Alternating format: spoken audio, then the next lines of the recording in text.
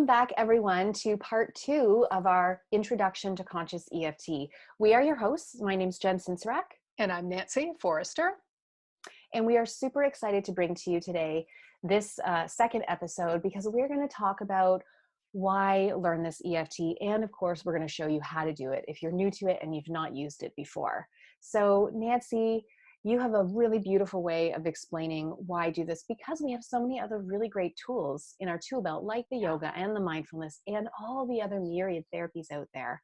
So can you let us know why? Well, I think it's really important to have a framework to position EFT tapping within a framework that makes sense. So the first thing that I want to say is EFT, emotional freedom techniques, is one modality in a whole slew of modalities that come together under what's called energy psychology.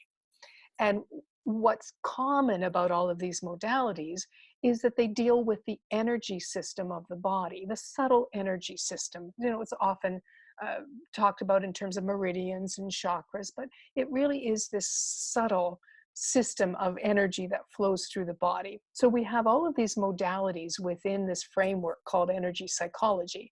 And then energy psychology is positioned within the biggest framework possible, which would be energy medicine, which again encompasses all of conventional medicine, but also expands the framework to include the subtle energy systems of the body.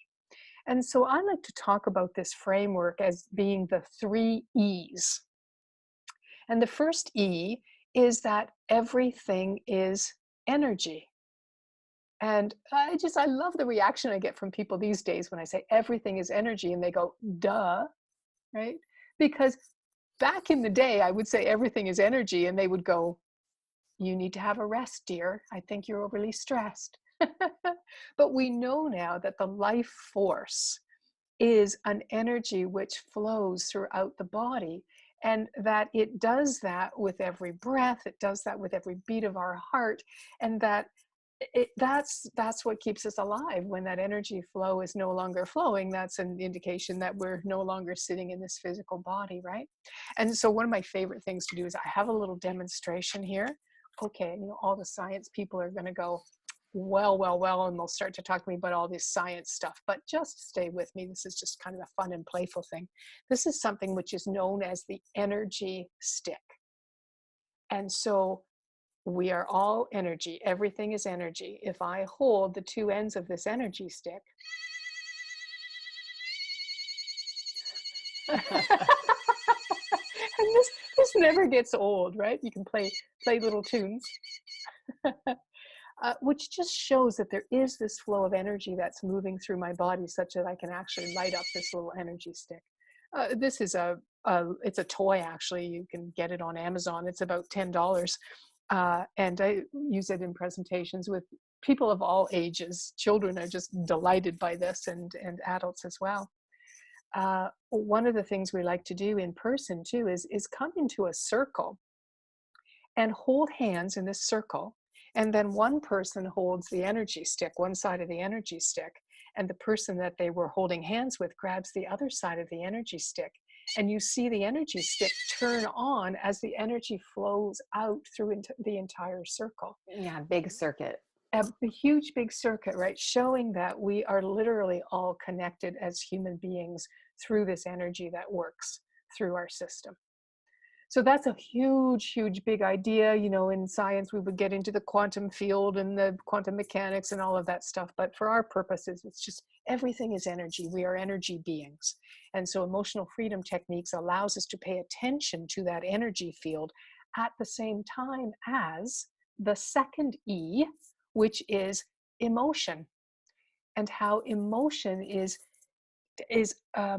coming into increasing prominence as we look at personal growth, coaching field, clinical field. We're beginning to understand that emotions are energy in motion, and that they are incredibly important in terms of knowing what's happening with this human's energy system. So we have emotions of shame and guilt and anger and pride and courage and willingness and happiness and joy and understanding and tolerance and calm. And all of these things are emotions which are experienced in the body. And that's so fundamentally important because for the longest time, we were only dealing with what's called cognition. We're only dealing with thoughts, with the mind. And we're expanding the paradigm now, and EFT is so profoundly helpful in doing this. We're expanding the paradigm from being just cognitively based to being emotionally based, which is bringing the body, which often called the somatic element, which is bringing that element into our awareness as well, and understanding that as we desire changes as a human being, that our power to do that expands the more that we can move beyond cognitive into the emotional and into the somatic, into the sensations of the body. All of these emotions have different frequencies because emotions are energy, because everything is energy. And so we can measure the actual frequency of the lower vibration emotions like shame and guilt. But we know this intuitively, right? We know when we feel shamed or humiliated or embarrassed. There's a real kind of collapsing of the body that goes on, right? It's like, no, don't look at me, don't look I want at to me. hide. We Yeah. just want to hide, right? And it's very difficult to even open up. Whereas at the top of the vibrational spectrum of emotion is joy, right? It's just like, and it's a big open-hearted emotion. And so the frequency variation between these emotions becomes something that we can work with in emotional freedom techniques. And then the third E is so important, and that is that evolution, human evolution, prioritizes survival above all else. We are built, we are factory manufactured to survive. And so we're given nervous systems which have mechanisms built in to help us survive. And we know they're called fight or flight, they're called freeze, different levels of protection that our bodies are designed to have. And the important part of this E, that evolution prioritizes survival, is that safety is paramount. And so we need to be able to bring the body into a place where it feels safe, right? And we live in a culture where we're given different messages constantly. The famous metaphor is, we're not being chased by tigers and lions. There's not often real physical danger for us in our culture, but there is so much psychological danger where our systems are feeling stressed, chronically stressed, and we don't yet know how to reliably bring those systems back into a place of calm and regulation. And so the really important piece of information here is, because survival and safety is paramount, the human system will give up literally everything in order to create its version of safety. So it'll give up the joy, it'll give up the happiness, it'll give up the relationships, it'll give up money, it'll give up everything in order to come to a place of what it believes is safety. The challenge, of course, is that that's a pseudo safety. That's not real nervous system safety in the body. And so emotional freedom techniques gives us this really profound and fast and quick way to actually bring the body into a place of real safety. Now, Jen, I know this evolutionary piece, the survival piece, is so near and dear to your heart. So what is it you want to add to that at this Oh, point? there's a million things I I want to add, know, but I know, we also don't want to keep people watching forever I just so I could know, talk totally. forever. Well, first I want to say about the energy piece. For me, I'm not a physicist. Like for everyone, Nancy, her first degree was in math and she did physics and Math and understands physics all of and that. chemistry, and yes, exactly, yeah. Yeah, so she can get into the quantum physics and actually mathematically understand it. I was more my biology. So for me, for it to click for me that everything is energy, I always just think of the cell and you break it down into its smallest parts and everything comes down to an atom, but really an atom is just a bunch of energy Yes, moving. And you can't even absolutely. say where the little bits of mass are because you can't predict it. And then it gets further into quantum physics where I'm not an expert. Yeah, But for me, as soon as I think of the atom with the rotating energy, I'm like, yep, okay, I'm yeah, good. you got Everything's it. energy. I'm on board. Yeah, So I wanted to say that in case there's anyone out there who also needs to think of it that way, like I do.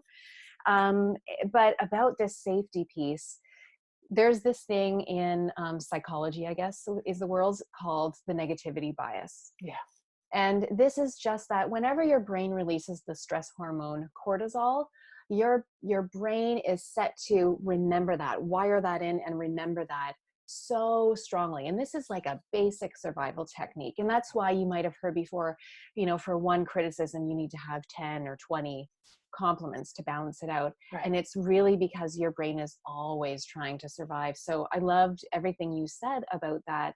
And you were talking about how we don't have a system to really help ourselves come out of that pseudo stress, right? Yeah, Or that pseudo the pseudo, survival so need, yeah, exactly.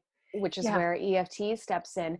So think about all the places in your life, everyone who's watching, where you probably don't even realize it. I don't realize all the places in yeah, my life where I'm stressed, where this little survival thing is running in the background. Like think about going into work and you see someone you don't like or many people you don't like, and there's that same pattern there and your body is kind of like, like, yeah, I'm just going to sit in my desk this way so they don't see me or I don't have to engage, or yeah, like really simple things like that. Not even, oh, I saw this ex-girlfriend or boyfriend down the street the other day who I had a horrible breakup with and it was traumatic. It doesn't even have to be that big, right. just something fairly small. That's Yeah. a trigger. And I'll be honest, I love to podcast.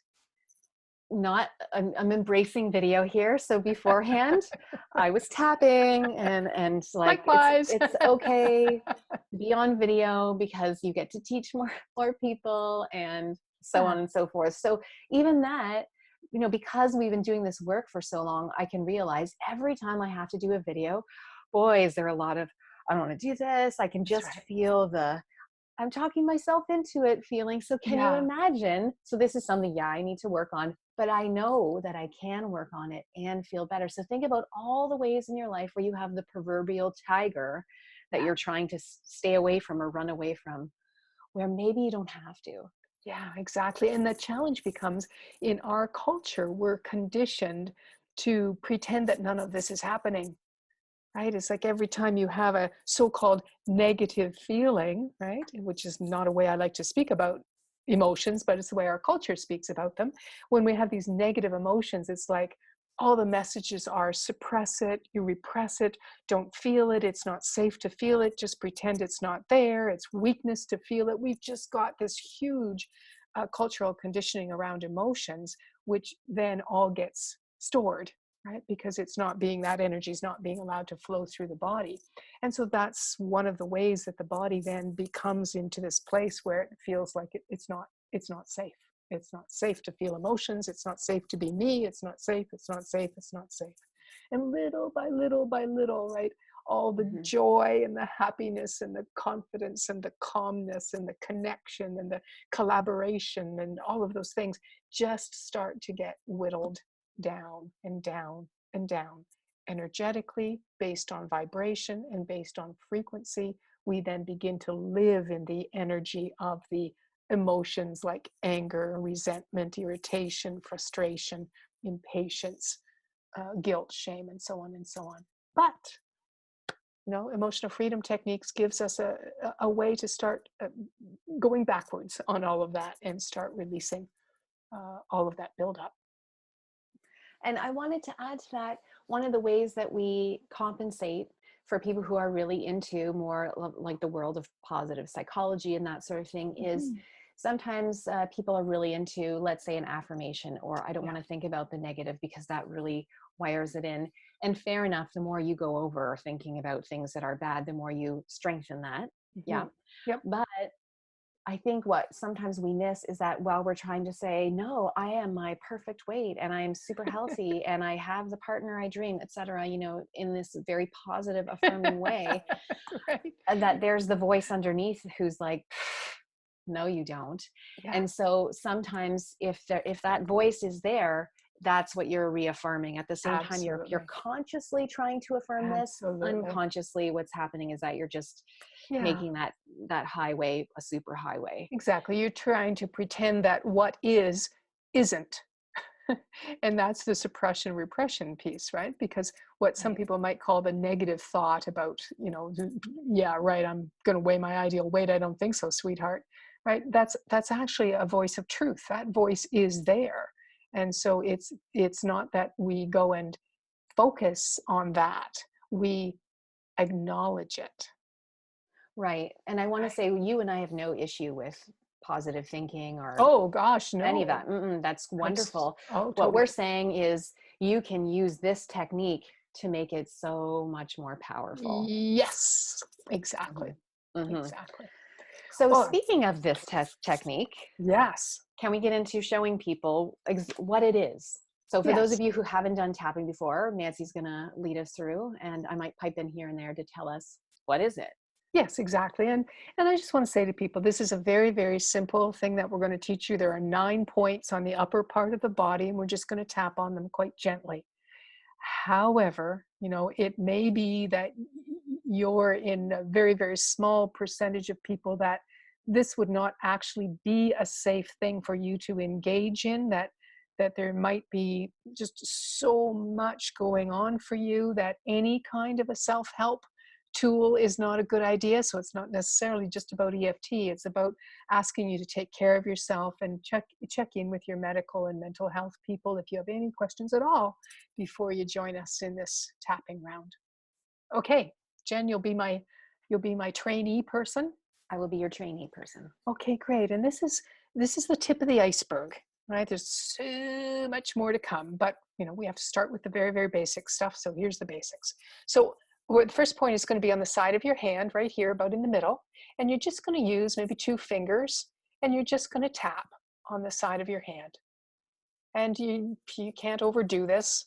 The research is based on 5 to 7 times on any given point, but so I'm just going to keep on tapping until I'm ready to go to the next point. Can I pipe in already? You sure can. Only because I had all these years of acupressure point training. Yes. When you fold your wrist up, do you see the little crease here at your baby finger? Beautiful. There's a Nice. point there, and then there's a point down here. So if you're Yep. tapping, you're likely going to hit them both. Yeah, it's great. And you can use more fingers. You could use 4 fingers. You could use the whole side of your hand. There's, the first book I ever read on EFT was EFT for Dummies. I went, oh, this is good. This is good. And you can do the other hand, right? Some creative people like to do them together, right? One is not more effective than the other. So that's our first point. We call that the side of hand. So clever, isn't it? Or the Side karate of chop hand. point. Yes, exactly. Although we did have, start to understand, apparently that's not culturally sensitive for some people. So we've Mm, moved away from great. that. Let's Now, do it. now we go Yeah. with side of hand, right? Although I certainly learned karate chop point and made a lot of sense to me. The first time I heard it, I thought, really? Only because I was so trained in this. So, Exactly, exactly.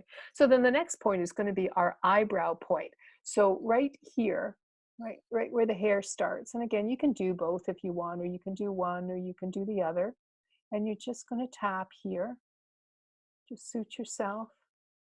Common question to ask here is, what about doing this? Bilateral tapping. And it's like, okay, well, if that pleases you, go ahead and do that. That makes me go a little bit wonky. So I'm actually more of a single point person. I use my 2 fingers and I just tap here. And then the next point is going to be the side of the eye. So find your orbital bone there. So you're right on top of the bone. You're right directly across from the pupil. And you're just tapping again with 2 fingers here, one side, 2 sides, both together. Good. And then underneath the eye. So we're looking on, we're still on the orbital bone. We're underneath the pupil and we're tapping with 2 fingers here, 5 to 7 times or as long as you like. Oh, there comes a sigh for me. That's a very common side effect, a sign that the nervous system's actually relaxing. And then the next point is the under the nose point. And then we've got the under the chin point. And then we've got the collarbone point. I'll maybe just turn my screen down a little bit so that you can see. See where your collarbone comes Good to idea. a joint right there. And then if you just move out about an inch, which is, the length from your thumb down to your knuckle, if you just move out from there and find your collarbone, again, you can do this on either side, and you're underneath the collarbone is a little bit of an indentation there. Can you feel that, Jen? Just that indentation, and you're just tapping. You can rub as well if you prefer the rubbing, but you can tap right there. I'll do the one side to try to Can I avoid chime in as well? Yeah, please. I often tell people, look, it's like where your sternum is here and your collarbone is here, Yep. right in the corner. You can Right go in the there. corner, exactly, yeah. And then some people like to use the flat of their hand and they just tap like this and cover both of them at the same time. The one that we used to talk about a lot is if you were wearing a button-down shirt and where the buttons would come on that shirt. It's all in about the same place there, right? Okay. And then the next point is the side of the arm point. So just about 4 inches down here. And I like to use the flat of my hand and just tapping in this area here. And all we're doing here is we're doing a whole series of tapping all over the meridian points, which are of course attached to the chakras and attached to the organs and attached to everything else. And then the last point is going to be on the top of our head. Now this is a very powerful point. So just gentle. Sometimes I like to just pat. It's when I'm working with children, I call this the Pinocchio point. So it's like where Pinocchio's string would come out of the top of his head, right? And we're just tapping, just very gently there. And children are so much fun because we have the under the arm point, right? That's the sort of the monkey point, right? And then we have the Pinocchio point here, and we have all kinds of different names just for all these different points. So this work with children goes so quickly, right? They get through whatever it is. It's just regulating them a lot more quickly than adults do. So let's just review. We've got side of the hand. Good. We've got eyebrow. We've got side of the eye. We've got underneath the eye. We've got underneath the nose, on the chin, on the collarbone, underneath the arm, and the top of the head. And then let's just do one more round. Side of the hand. How are you all feeling? You feeling more relaxed just learning Exactly, yeah. Exactly. All kinds of signs. Like I did the sighing. A real common one for me is, even as I talk about it, it's going to happen, is yawning. It's another prime indicator that the nervous system is calming down. Oftentimes I'll get little, they're not really tears, it's just kind of wetness that starts to drop out of my eyes or my nose. And then our collarbone. And then there's a lightness that begins to surface, right? A calmness underneath our arm, and then the top of our head. And so this is what we call at the National EFT Training Institute bronze level tapping. It's the first step into this, and we'll continue and build on this bronze level tapping over the next episodes. Absolutely. So what we want to know for every one of you is, if you are a tapper, we just want you to really quickly tell us in 1 or 2 words, what is your response to tapping? Like, are you a yawner? Are you someone who gets like a little bit of growling in your tummy? Do you have a response to tapping? Do you just kind of feel more relaxed? And if this is your first time, just again, in 1 or 2 words, let us know right below, how was this for you? Yeah, it's great. What did you think?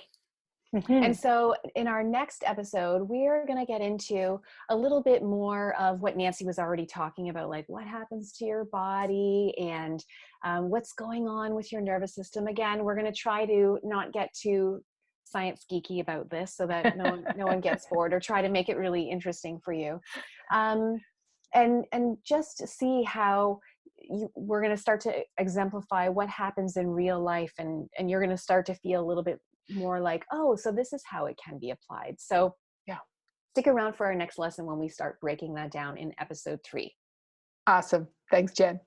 Thanks, everyone.